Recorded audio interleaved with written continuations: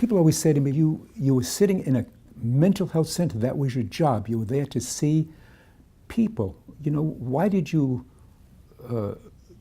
deviate from what you were hired to do?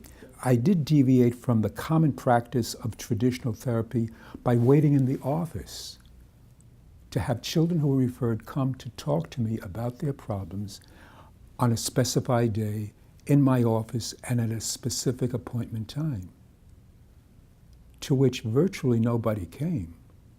And I thought, what's going on? Referrals are made, but nobody comes. So I sent to central administration, and I said, of the 3 outpatient clinics set up in this neighborhood, which was designated by the city, by Yeshiva University, actually, their research department, as having what they call the highest social and personal pathology in the city, if not the nation as a whole. That's why I went there. This was this is where I wanted to find my meaning in life, to go to the most desperate situation. How come nobody was coming? A feast was being given, and the government set this feast, these agencies there to serve the people in walking distance, because that was the ideal of the community mental health movement. How come? And central administration sent back and said, among 3 outpatient clinics set up to see troubled children and hiring 4 clinicians to do this, the mean intake for the 4 clinicians was 1.8 children a month. Now think about that. Among 4 clinicians, this was the mean intake. There was something radically wrong here.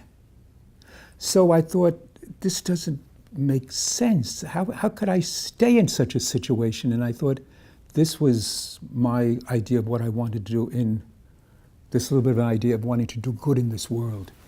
So I thought, before I resign from this impossible situation, let me walk around the streets of the South Bronx and see what was going on.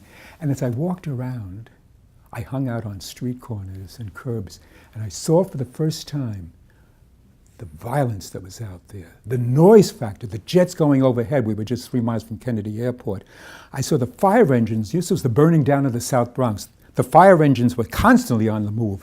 And as I sat on curbs and got to know people and children, they became engaged with me. And one little boy said, "Mister, I see you sitting here every day. Don't you have a job?" And I said to him, I laughed, and I said, you're wonderful. You see me here every day, you do. I said, this is my job. My job is to sit here and to talk to children who have worries. That's my job. He said, "You sit here every day and you talk to children who have worries?" I said, "Let me introduce myself." I said, "I'm Dr. Eisman from Lincoln Hospital." He said, "Oh, I have this sore over here on my arm." And I looked at it and I said, "Are you keeping it clean? It looks that way." "Yes." I said, "Make sure you keep keeping it clean, because it looks like it's healing." First aid 101. But I said to him, "I'm not that kind of a doctor. I'm a worry doctor. And my job is to just sit here and talk to children who have worries." And this little boy says to me, "Wow, have I got worries?" I said, "I'm not surprised." I said, "Boys your age have a lot of worries, but nobody believes it. But you and I know that boys your age have a lot of worries." He pours out his heart. And then I thought, well, now what do I do now? So I saw the boy's eyes flit over to a corner of the schoolyard, and I said, "Are those your friends?" I said, "Call them over." So he calls them over, and I said, "They'll probably wonder who I am." So now I introduced myself to, now you have to introduce them to me. I was beginning the clinic of the street. I became part of the systems in children's lives, and not just one who referred children to other systems that I didn't know anything about, and certainly they didn't. So that was the main concept of how this really took hold and worked. When I graduated from this school, the only theory that existed was Freudian drive theory on a one-to-one basis. Nothing else existed. Freudian drive theory was the answer to every conceivable problem in the world. So when I went to the South Bronx, I took this theory with me, and I thought, how can I work with neighborhood children using Freudian drive theory? I began to think, how can I provide a symbolic parenting experience to impulsive, acting out, or depressed neighborhood children, believing in the theory that they were stuck or fixated, as the phrase went, on early levels of development. So the Freudian theory held that when people are mentally or emotionally disturbed, they're really fixated, or they regress to early stages of development on an oral, anal, and genital level. So I thought, well, the only way to do this, according to Freudian theory, and supplied with examples from Freudian theory, is to provide a reparenting experience. So therapists, using Freudian theory, began to use a reparenting experience by helping people to regress to those early stages of development and reparenting them along developmental lines. I got to know neighborhood young people, let's say of high school and college age, and began to talk to them after I got to know them about a vision or a dream I had that they could become like symbolic mothers and fathers to neighborhood children who were stuck at those levels of development. And if they could reparent them along developmental lines, the kids would get better. So the teenagers loved the idea that they could be in the neighborhood as symbolic mothers and fathers. It gave them a status. So I made sure that they met with me, and I had to provide for them a lot of reparenting also, so they could reparent very troubled kids. And then I linked up the neighborhood teens with individual children. And so you had this dyadic bonding going on in which the neighborhood young people who lived on the same streets as the children that I assigned them to were in the lives of children on a daily basis.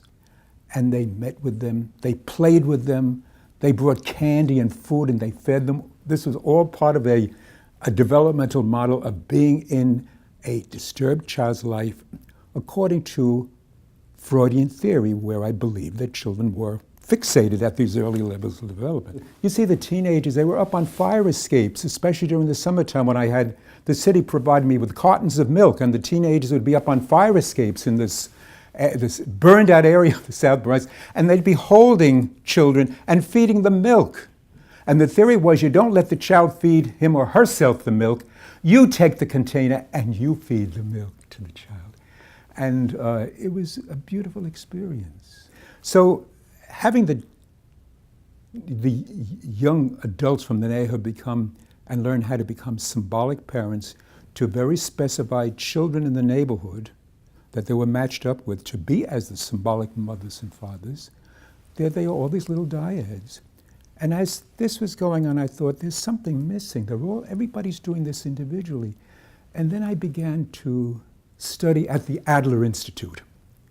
And at the Adler Institute, Adler had a much different idea about what the primary motivational force is in human behavior that drives psychological growth.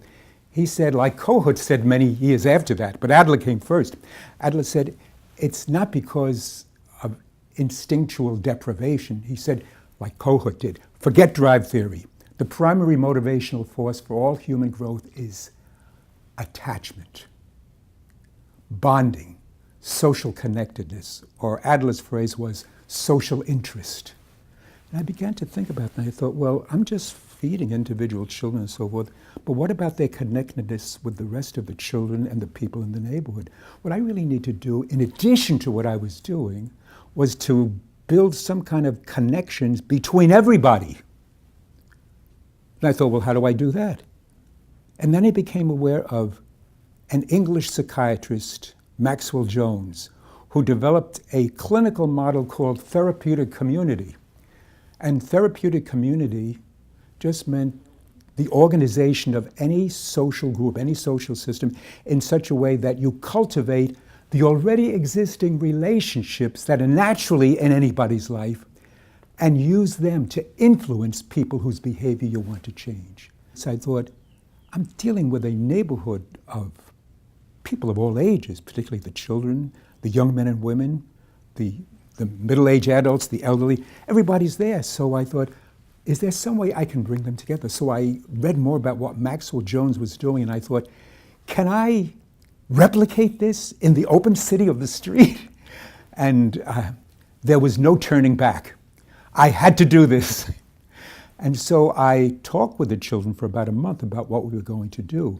And I began to meet on the stoops of the tenements and said, we're going to be doing this in another month. We're going to be going down to the sidewalk. And then, you know what? We're going to go out into the middle of the street. We're going to have a great big meeting. What do you think? They said, huh? I said, yeah, that's what we're going to do. But we're beginning here. Look how much we're enjoying just being with each other here. We're going to expand it. And then we went to the sidewalk, and then eventually we got to the middle of the street. And there we were 100, 150 strong.